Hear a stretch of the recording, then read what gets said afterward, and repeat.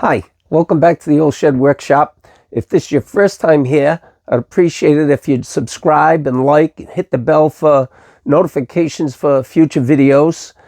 Today I'm going to share with you how I built a two-stage dust collection system for my small shop, and maybe give you some ideas on how you can build one for yours as well. I'm going to start by giving you a little tour around the dust collection system, and then I'll explain how I put it all together. This started out as a 2 horsepower Harbor Freight central machinery dust collector.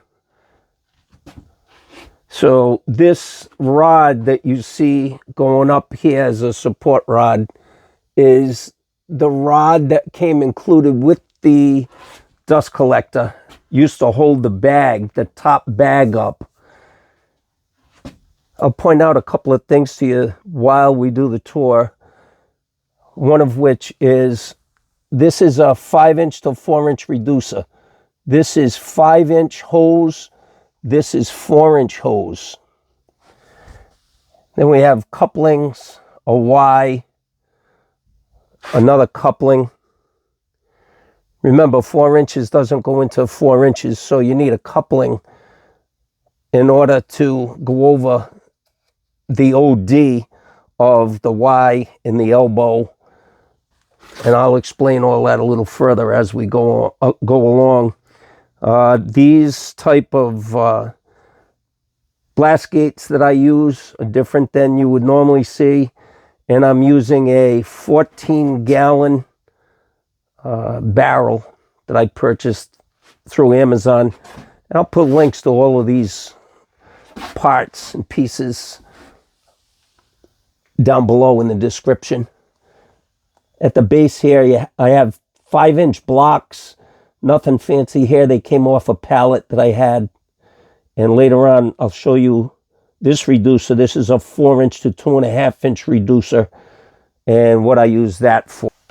I needed the 5-inch riser in order to keep this part of the housing level with the main impeller housing.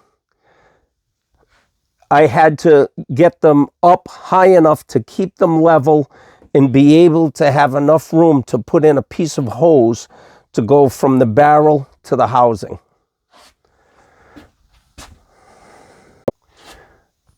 Originally, when I purchased this dust collection system from Harbor Freight, the exhaust side, this being the intake, this being the exhaust side, the exhaust side was in this orientation, came out this way.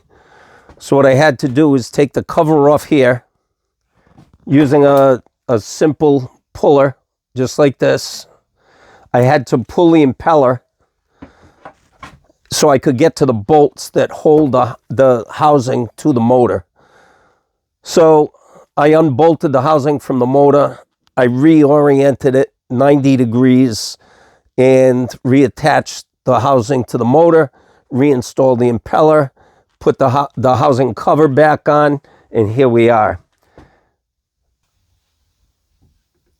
One of the important pieces in putting together this whole dust collection system is this piece right here.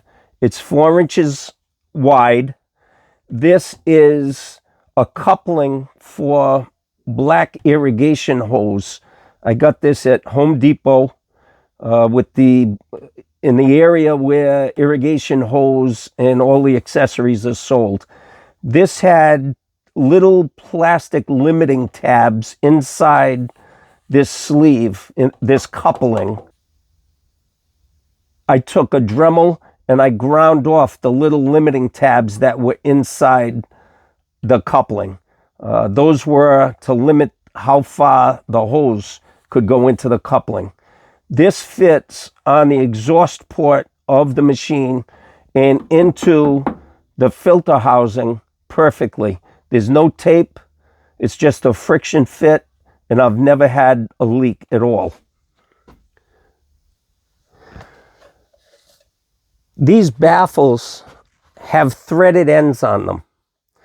We've all tried these before. You put a piece of hose on the baffle, the hose falls off. You're forever retightening the clamp to hold it onto the baffle. You go to pull the door open, the hose falls off. I resolved all those issues by purchasing baffles that have a threaded end on them. I'll leave a link below for these. These are a solution to all the problems with the hoses falling off. I also have links below for the Y, the elbow, and the couplings.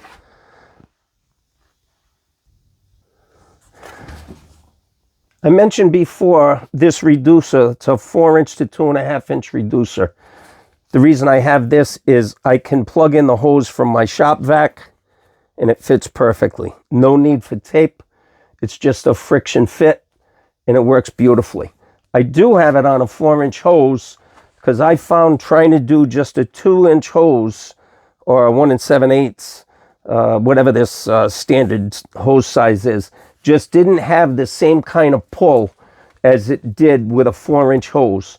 And I have it, this hose makes it very easy for me to extend the hose to other areas in the shop. The other longer hose coming out of the Y goes to my table saw. And you'll notice that it's quite a long hose. And the reason for that is everything on my shop is on a mobile base. Because the shop is so small, everything is able to be moved around the shop on a mobile base. So if I need to move the table saw further down in the shop, I have enough 4-inch dust collection hose to make it. This filter is from Win Environmental. The first thing, most important thing I did was get rid of the bag, the upper bag that comes with the dust collector. The lower bags are also available from Win Environmental, and very little dust goes into the lower bag. I'm gonna now take the cover off the barrel and show you what I have hidden in there. You're probably wondering why I have this set up this way. Looks like some kind of hillbilly engineering, but it's simply to hold this out of the way when I disconnect the barrel from the housing, just to hold it out of the way and to help keep it in place and from moving around while it's connected. The barrel comes with this nice positive lock. Pop that off, put it aside, take the top off. This is a Thine baffle, attributed to a gentleman by the name of Phil Thine, Thien. You find many, many videos showing how to build a Thine baffle. The way this works is as the dust and debris comes in to the baffle, it blows around. The heavy objects, heavier dust, heavier particles, all go into the barrel, and the rest blow through, come out here, and end up in the bag. That's why there's very little dust left in the bag. And this is how much gets collected inside the barrel. So I'm going to empty the barrel and put it all back together again. I'll put the cover back on with the Thine baffle.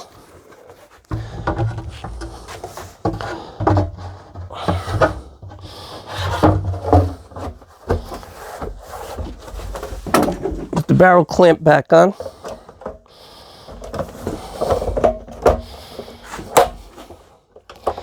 I'm ready to put it back together.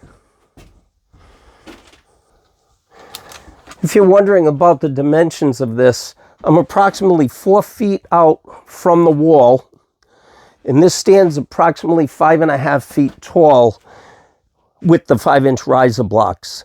Again, I needed those to give me enough height so I had enough room to put that 4-inch dust collection hose between the barrel and the housing. The last thing I'd like to share with you is this. This is a remote. So if I'm on the other side of my table saw and I want to activate my dust collection system, all I have to do is press the button.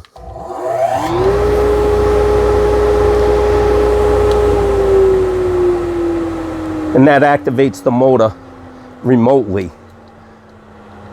I was able to find these at Home Depot. A 3-pack was $19 and change when I picked them up a couple of years ago. So I have them on different items throughout the shop. And it's a real time saver. When you turn on the table saw, you don't have to come over and activate the switch and then run back to the table saw, finish with the table saw, come back, shut off your dust collection system. So that's a real handy thing to have.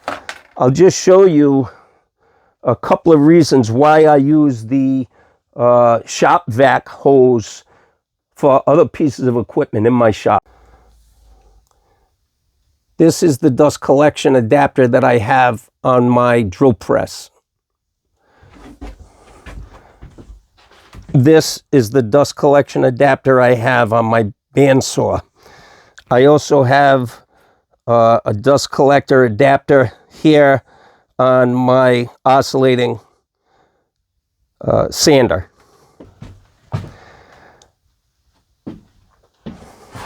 So the use of simple Fernco plumbing connectors really lends itself well to the hose from a shop vac, and I can connect everything right into my dust collection system. And those Fernco adapters can be found at any big box store.